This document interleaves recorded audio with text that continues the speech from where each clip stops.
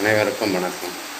அடிக்கடி நைட்டில் கொரட்டை விடுவாங்க, தூக்கம் வராது, ரொம்ப டிஸ்டர்பன்ஸாக இருக்கும் எல்லாருக்கும். அவங்களாம் வெறும் ஒரு டம்ளர் சுடப்பாலில் ஒரு 5 ஏலக்காய் நசுக்கி போட்டு குடிச்சிங்கன்னா நன்றாக தூக்கம் வரும், கொரட்டை வராது. அதே போல் அதிக நேரம் நைட்டில் செல்லு பார்க்குறது, டிவி பார்க்குறதுலாம் இருந்தால் நெஞ்சு எரிச்சல் வரும், கண் எரிச்சல் வரும். இதனால் மாரடைப்பு வர வாய்ப்பு அதிகமாக இருக்கிறது. அதுவே நைட் ஃபுல்லாக தூங்காமல் இருந்து காலையில் தூங்குனீங்கன்னா புற்றுநோய் வர அதிகமாக காரணம் இருக்கிறது. அதே போல் நம்ம அடிக்கடி தலைவலி வருதுன்றாங்க. தலைவலி வந்துச்சுன்னா நம்ம வேப்பங்கொட்டை அப்படியே தோலோட வேப்பங்கொட்டை இடித்து பவுடர் ஆக்கி தலையில் பட்டு போட்டிங்கன்னா தலைவலி குணமாகிடும்.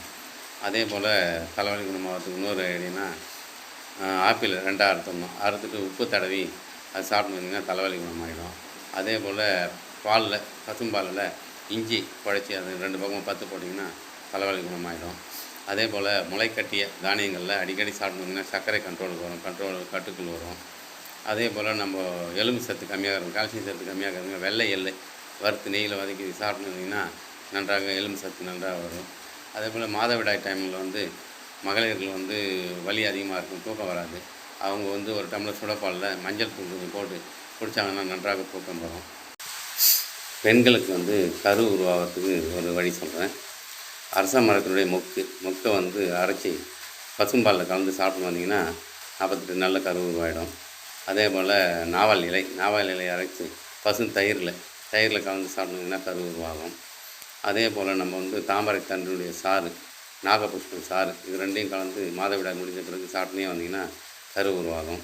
அதே போல் மாதவிடாய் முடிந்த பிறகு நம்ம அமுக்குற பவுடர் தேனில் கலந்து சாப்பிட்டு வந்தீங்கன்னா கரு உருவாக வாய்ப்பு இருக்கிறது. ஒரு கைப்பிடி அளவு இலந்த இலை எடுத்துக்கங்க, ஒரு 5 மிளகு எடுத்துக்கங்க, 5 பூண்டு பல் எடுத்துக்கங்க, ஒரு 2 செம்பருத்தி பூ எடுத்துக்கங்க. இது 4ஐயும் அரைச்சி நெல்லிக்காய் அளவுக்கு மாதவிடாய் முடிஞ்ச பிறகு சாப்பிட்டுனே வந்தீங்கன்னா கரு உருவாக வாய்ப்பு இருக்கிறது. அதே போல் தாய்மார்கள் பிரசவம் நல்ல சுகப்பிரசவம் ஆகிறதுக்கு அடிக்கடி உணவில் பீன்ஸ் சேர்த்துக்குங்க, சுகப்பிரசவம் ஆகும். அடிக்கடி முருங்கைக்கீரை சாப்பிடுவாங்க, நீர் வடியும், தேவையில்லாத நீர் வடியும். அதே போல் மாதுளம் பட்டை, பூ, விதை எல்லாத்தையும் உலர்த்தி காய வச்சு பவுடர் ஆக்கிட்டு அதை பசும்பாலோ அல்லது தேனிலையோ கலந்து சாப்பிட்டிங்கன்னா கரு உருவாக வாய்ப்பு இருக்குது. அதுங்க லவங்கப்பூ பொடி அதனுடைய பொடியை நீரில் கலந்து சாப்பிட்டிங்கன்னா கரு உருவாக வாய்ப்பு இருக்கிறது, கரு சிதைவு ஏற்படாது. விஷ்ணு கிராந்தின்னு ஒரு பட்டை இருக்குது, அதையும் அரைச்சி பாலில் கலந்து சாப்பிட்டு வந்தீங்கன்னா கரு உருவாக வாய்ப்பு இருக்கிறது.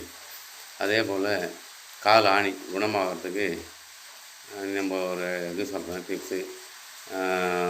ஆணிக்கால் குணமாகிறதுக்கு பச்சை கற்பூரம், மருதாணி இலை